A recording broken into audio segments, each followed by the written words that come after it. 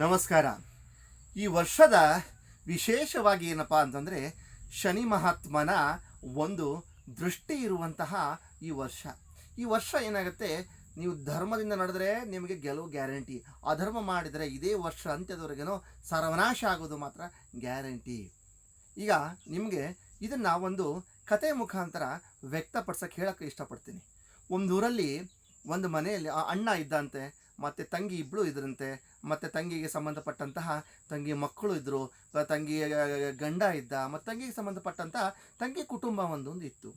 ಅಣ್ಣ ಏನು ಮದುವೆಯನ್ನು ಮಾಡ್ಕೊಳ್ಳೋದ್ರೆ ಕೇವಲ ತಂದೆ ತಾಯಿನ ಸೇವೆ ಮಾಡಿಕೊಂಡು ಇದ್ದ. ಒಂದಿನ ಏನಾಗುತ್ತೆ, ಈ ತಂಗಿಯನವಳು ಏನು ಮಾಡಿರ್ತಾಳೆ ಅಂತಂದರೆ, ಮೊದಲೆಲ್ಲನೂ ಬರೋ ಅಂತಹ ಫ್ಯಾಮ್ಲಿಗಳಿಗೆಲ್ಲ, ಒಳ್ಳೆ ಫ್ಯಾಮ್ಲಿಗಳಿಗೆಲ್ಲ ಹೋಗಿ ಅವ್ರಟ್ಟು ಚೆಲ್ಲಾಟವಾಡಿ ಅವರಿಂದ ಕೆಲವೊಂದೆಲ್ಲ ಲೂಟಿ ಮಾಡಿ ಅಪವಾದಗಳನ್ನು ಹೊರಿಸಿ ಎಷ್ಟೋ ನಮ್ಮ ಮನೆ ಮುರಿದು ಬಂದಿರ್ತಾಳೆ. ಈ ಅಣ್ಣನ ಮನೆಗೆ ಬರುವಾಗಲೂ ಕೂಡ ಒಂದು 3-4 ಮನೆ ಮುರಿದು ಮಕ್ಕಳೆಲ್ಲ ಕರ್ಕೊಂಡು ಬಂದಿರ್ತಾಳೆ. ಸೊ ಇಲ್ಲೇನಾಗ್ತದೆ, ಅಣ್ಣ ಅನ್ನೋನು ಅಯ್ಯೋ ಪಾಪ ಎಷ್ಟಿದ್ರು ನನ್ನ ತಂಗಿಯೆಲ್ಲ ಹೆಣ್ಣು ಜೀವ ತಾನೆ, ಬದುಕೊಳ್ಳಿ ಬಿಡೋ ಅಂತ ಆ ತಂಗಿಗೆ ತನ್ನ ಮನೆಯಲ್ಲಿ ಆಶ್ರಯ ಕೊಡ್ತಾನೆ. ಅಲ್ಲೇನಾಗುತ್ತೆ, ಅಣ್ಣ ಮತ್ತು ತಂಗಿಯರ ಮಧ್ಯದಲ್ಲಿ ಒಂದು ಒಪ್ಪಂದ ಆಗುತ್ತೆ. ಏನದು ಅಂತಂದರೆ, ಅಣ್ಣ ಆದಂಥವನು ಏನು ಹೇಳ್ತಾರೆ ಅಂದರೆ, ಅಮ್ಮ ತಂಗಿ ನೀನು ಹೊರಗಡೆ ಹೋಗಿ ತರಕಾರಿ ಆಗಲಿ ಅಥವಾ ಏನು ದಿನ ಸಾಮಾನು ತರೋಕ್ಕಾಗಲ್ಲ, ನೀನಲ್ಲಿ ಹೋಗಿ ಕೂಡ್ದು ನಾನೇ ಹೋಗಿ ಎಲ್ಲ ಪರ್ಚೇಸ್ ಮಾಡ್ಕೊಂಡ್ಬರ್ತೀನಿ, ತರಕಾರಿ ತರ್ತೀನಿ, ಪಕ್ವಾನ್ನ ಅಂತ ಅಡುಗೆ ಏನು ಬೇಕೋ ವ್ಯವಸ್ಥೆಗಳನ್ನ, ದಿನಸಿ ಸಾಮಾನುಗಳನ್ನ ನಾನು ತೊಗೊಂಬರ್ತೀನಿ, ಎಲ್ಲ ನಾನು ಮಾಡ್ತೀನಮ್ಮ, ನೀನು ನೆಮ್ಮದಿಯಾಗಿ ಮನೆಗಿರು ಅಂತ ತಂಗಿ ಹೇಳ್ತಾನೆ. ಆ ತಂಗಿ ಏನು ಮಾಡ್ತಾಳೆ, ಅದರ ಕುಬುದ್ಧಿ, ದುರ್ಬುದ್ಧಿ, ದುಷ್ಟಬುದ್ಧಿ ಆ ತಂಗಿಯಲ್ಲಿರುತ್ತೆ. ಆ ತಂಗಿ ಅದನ್ನೆಲ್ಲ ಒಪ್ಕೊಂಡ್ಬಿಡ್ತಾಳೆ.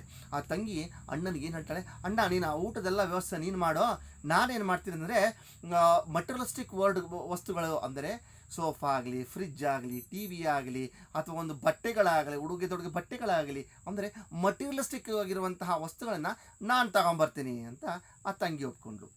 ಆಯ್ತಪ್ಪ ಅಂತ ಹೇಳ್ದ. ಸೊ ಹೀಗೆ 1 ವರ್ಷ ಕಳೀತು, 2 ವರ್ಷ ಕಳೀತು. ತಂಗಿ ಆದವಳು ಮತ್ತೆ ತನ್ನ ಕುಬುದ್ಧಿಯನ್ನು, ದುರ್ಬುದ್ಧಿಯನ್ನು ತೋರ್ಸೋಕ್ಕೆ ಶುರು ಮಾಡ್ದ. ಹೆಣ್ಣು ಮತ್ತೆ ಆ ದುರ್ಬುದ್ಧಿನ ತೋರ್ಸೋಕ್ಕೆ ಶುರು ಮಾಡ್ತು.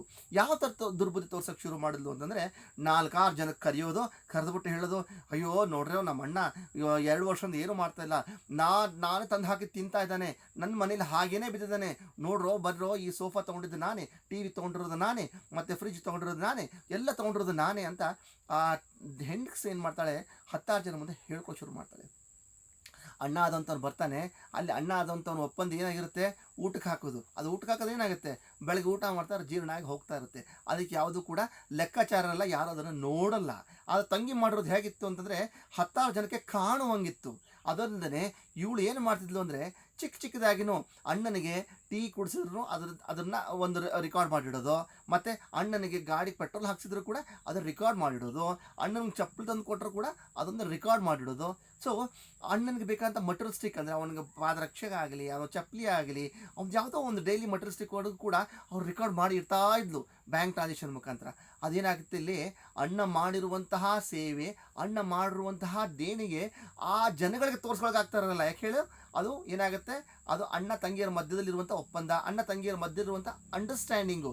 ಆದರೆ ಈ ತಂಗಿಯಿಂದ ಮಾಡಿರುವಂಥ ಕೃತ್ಯ ಏನಾಗ್ತದೆ, ಜನಗಳಿಗೆ ತೋರಿಸ್ಕೊಳಕ್ಕೆ ಶುರು ಆಗುತ್ತೆ, ಅದು ಜನಗಳ ಕಣ್ಣಿಗೆ ಕಾಣಿಸುತ್ತೆ. ಯಾಕಂದರೆ ಅದು ಮಟೀರಿಯಲಿಸ್ಟಿಕ್. ಅವಳು ಏನು ಮಾಡ್ತಾಳೆ, ಅದಲ್ಲದೆ ಚಿಕ್ಕ ಟ್ರಾನ್ಸಾಕ್ಷನ್ ಕೂಡ ನೋಟ್ ಮಾಡಿರ್ತಾಳೆ. ಆಮೇಲೆ ಅಣ್ಣನ ಮೇಲೆ ಬರೋದೆಲ್ಲ ಅಪವಾದ ಹೊರಿಸ್ತಾಳೆ. ಅಣ್ಣ ಆದಂಥವನು ಕಣ್ಣೀರು ಹಾಕ್ಕೊಂಡು, ನಿನ್ನಂಥ ದುಷ್ಟ ಹೆಣ್ಣಿಗೆ ನಾನು ಇಲ್ಲಿ ಸಹವಾಸ ರಕ್ಷಣೆ ಕೊಟ್ಟಿರೋದ್ರಿಂದ ನನಗೆ ಈ ಗತಿ ಅನುಭವಿಸಲೇಬೇಕಮ್ಮ ಅಂತ ಆ ಒಂದು ಕಣ್ಣೀರು ಹಾಕ್ಕೊಂಡು ಅಣ್ಣ ಅಳ್ತಾ ಇರ್ತಾನೆ. ಆ ಟೈಮಲ್ಲಿ ಏನಾಗುತ್ತೆ, ಇವಳು ಅಣ್ಣನ ಮೇಲೆ ಬರೋದೆಲ್ಲನೂ ಕೇಸ್ಗಳೆಲ್ಲ ಹಾಕಿ ಅಣ್ಣನ ಆಸ್ತಿ ಸಂಪಾದನೆ ಎಲ್ಲ ತೊಗೊಂಡು ತಾನು ಮೆರೆದಾಡಕ್ಕೆ ಶುರು ಮಾಡ್ತಾಳೆ. ಇದೆಲ್ಲ ಏನಾಗುತ್ತೆ, ಅಣ್ಣ ತಂಗಿಯರಂದರೆ ಆ ಇಬ್ಬರು ಇರೋಂಥ ಒಪ್ಪಂದ ಇಬ್ಬರು ಆತ್ಮಕ್ಕೆ ಗೊತ್ತು. ಆ ಪ್ರಪಂಚ ಏನು ಮಾಡುತ್ತೆ, ಕೇವಲ ಮಟೀರಿಯಲಿಸ್ಟಿಕ್ ಆಗಿ ನೋಡ್ತಾ ಇರುತ್ತೆ. ಹೀಗೆ ಇಲ್ಲೇನಾಗುತ್ತೆ, ಅಣ್ಣನಿಗೆ ಸಂಪೂರ್ಣ ಪ್ರಮಾಣಕ್ಕೆ ಮೋಸ ಆಗುತ್ತೆ. ಆದಾಗಲೂ ಅಣ್ಣ ಅದೇನು ಮಾಡ್ತಾನೆ, ಆ ಹೆಂಗಸನ್ನು ಧರ್ಮ ದೇವರಿಗೆ ಬಿಟ್ಬಿಡ್ತಾನೆ. ಧರ್ಮವೇ ಇಲ್ಲಿ ಕಾಪಾಡಲಿ ಅಂತ ಬಿಟ್ಟು ಅಣ್ಣ ಶಾಂತಾಗಿ ತನ್ನ ಸ್ಥಿತಿಗೆ, ತನ್ನ ಕೆಲಸಕ್ಕೆ ತೊಡಗ್ತಾನೆ. ಸೊ ಈ ಒಂದು ಕಥೆಯ ನಮ್ಗೆ ಅಂಡರ್ಸ್ಟ್ಯಾಂಡಿಂಗ್ ಆದಿದ್ದೇನು ಅಂತಂದರೆ, ಈ ಬರಲಿರುವಂತಹ ಈ ಒಂದು ಸಮಯಗಳಲ್ಲಿ ಅಂದರೆ ಜೂನ್ವರೆಗೂ ಏನಾಗುತ್ತೆ, ಹೆಣ್ಣುಗಳ ಪ್ರಬುದ್ಧ ಒಂದು ಬುದ್ಧಿ ಏನಿರುತ್ತೆ ಈ ಥರ ಕುಬುದ್ಧಿ ಆಗುತ್ತೆ. ಅಂದರೆ ಯಾರು ಧರ್ಮ ಮಾರ್ಗದಲ್ಲಿ ಇರಬೇಕು ಅಂತ ಹೋಗ್ತಿರ್ತಾರೋ ಅವ್ರ ಬುದ್ಧಿಯನ್ನು ಕೆಟ್ಟು ತಮ್ಮ ಸ್ವಾರ್ಥಗೋಸ್ಕರವಾಗಿ ನಾಲಿಗೆ ವಚನ ಕೊಟ್ಟಿರ್ತಾರೋ ಆ ನಾಲಿಗೆ ವಚನ ಭ್ರಷ್ಟರಾಗಿ ವಚನ ತಿರುಗಿಸಿ ಆ ಒಂದು ತನ್ನ ಯಾರು ಅವರೊಟ್ಟಿಗೆ ಒಂದು ಸಂಬಂಧಗಳು ಯಾವುದೋ ಒಂದು ರೀತಿಯಿಂದ ಒಂದು ಸಂಸ್ಥೆಯಲ್ಲಾಗಲಿ ಯಾವುದೋ ಒಂದು ಕೆಲಸದಲ್ಲಾಗಲಿ ಇರ್ತಿರ್ತಾರೋ ಅಂತಹ ಯಜಮಾನನಿಗೆ ತೊಂದರೆ ಮಾಡಿ ಗಾಜಿ ಮಾಡಿ ಅವರಿಂದ ಲೂಟಿ ಮಾಡುವಂತಹ ಪ್ರಸಂಗಗಳು ಜೂನ್ವರೆಗೂ ಜಾಸ್ತಿ ಇದೆ. ಇಲ್ಲಿ ಏನಾಗುತ್ತೆ, ಶನಿ ಮಹಾತ್ಮ ಏನು ಮಾಡ್ತಾನೆ, ಮೊದಲು ಉತ್ತರಾರ್ಧದಲ್ಲಿ ಏನು ಮಾಡ್ತಾನೆ, ಅವರನ್ನು ಕುಮ್ಮಕ್ಕೆ ಕೊಡ್ತಾನೆ, ಅಧರ್ಮಕ್ಕೆ ಕುಮ್ಮಕ್ಕೆ ಕೊಡ್ತಾನೆ. ಜೂನ್ ನಂತರ ಡಿಸೆಂಬರ್ ಒಳಗಡೆ ಯಾರು ಅದು ಕುಮ್ಮಕ್ಕೆ ಅಧರ್ಮದಿಂದ ಮೆರೆದಿರ್ತಾಳೋ ತೀವ್ರ ಪಾತಾಳಕ್ಕೆ ತಿರುಗಾಕ್ಬಿಡ್ತಾನೆ. ಹಾಗೆ ನೀವು ಬರಲಿರೋ ದಿನಗಳಲ್ಲಿ ಯಾರು ಈ ಒಂದು ಕೆಟ್ಟ ಬುದ್ಧಿ ಇಟ್ಕೊಂಡು ದುರ್ಬುದ್ಧಿ ಇಟ್ಕೊಂಡು ಧರ್ಮ ಮಾರ್ಗದಲ್ಲಿರೋರನ್ನ ಹಿಂಸೆ ಮಾಡ್ತಿರ್ತಾರೋ ನೆನಪಿಟ್ಕೊಳ್ಳಿ, ಈ ವರ್ಷದ ಅಂತ್ಯದವರೆಗೂ ಈ ದುರಂತ ನಿಮಗೆ ಕಟ್ಟಿಟ್ಟ ಬುದ್ಧಿ. ಇದು ಶನಿ ಮಹಾತ್ಮನ ಆಡುವಂಥ ಲೀಲೆ. ಏನು ಮಾಡ್ತಾನೆ, ಅಧರ್ಮನ ಮೊದಲು ಪ್ರಚೋದಿಸ್ತಾನೆ ಇವನೇ, ಅಧರ್ಮ ಮಾಡೋದು ಪ್ರಚೋದಿಸೋನು ಹೀಗೆ ಇವನೇ. ಯಾಕೆಂದರೆ ಅಲ್ಲಿ ಏನಾಗುತ್ತೆ, ಮನುಷ್ಯನಿಗೆ ಬುದ್ಧಿ ಕೊಡ್ತಾನೆ ದೇವರು, ನೀನು ಧರ್ಮಕ್ಕೆ ಹೋಗ್ತೀಯ ಅಧರ್ಮಕ್ಕೆ ಹೋಗ್ತೀಯ ಅಂತ ಎರಡು ತೋರಿಸ್ತಾನೆ ಮಾರ್ಗನ. ಆದರೆ ಮನುಷ್ಯರ ಮಟೀರಿಯಲಿಸ್ಟಿಕ್ ಲೈಫ್ ಏನು ಮಾಡುತ್ತೆ, ಅಧರ್ಮನ್ನೇ ಸೆಲೆಕ್ಟ್ ಮಾಡ್ಕೊಳ್ಳುತ್ತೆ. ಯಾರು ಈ ಅಧರ್ಮ ಮಾರ್ಗನ ಸೆಲೆಕ್ಟ್ ಮಾಡಿಕೊಂಡು ಜೂನ್ವರೆಗೂ ಮೆರೆದಾಡ್ತಿರೋ ಇದೇ ವರ್ಷ ಡಿಸೆಂಬರ್ ಎಂಡ್ಗಳಲ್ಲಿ ನೀವು ಕಣ್ಣೀರಲ್ಲಿ ಕೈ ತೊಳೆದು ಗ್ಯಾರಂಟಿ, ಪತನ ಆಗೋದು ಗ್ಯಾರಂಟಿ, ನಿಮ್ಮ ಸರ್ವನಾಶ ಆಗೋದು ಗ್ಯಾರಂಟಿ.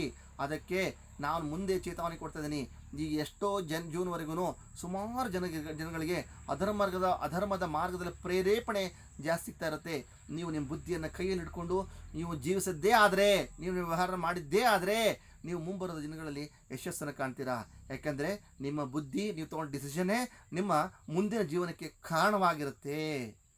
ಸೊ ಇಷ್ಟು ಹೇಳ್ತಾ ಇವತ್ತಿನ ಒಂದು ಮನ್ ಕಿ ಬಾತನ್ನು ವಿರಾಮವನ್ನು ಕೊಟ್ಟು ಚಿಕ್ಕ ಒಂದು ವಿರಾಮ ಇಡ್ತಿದ್ದೀನಿ. ಸರ್ವೇ ಜನಾಃ ಸುಖಿನೋ ಭವಂತು.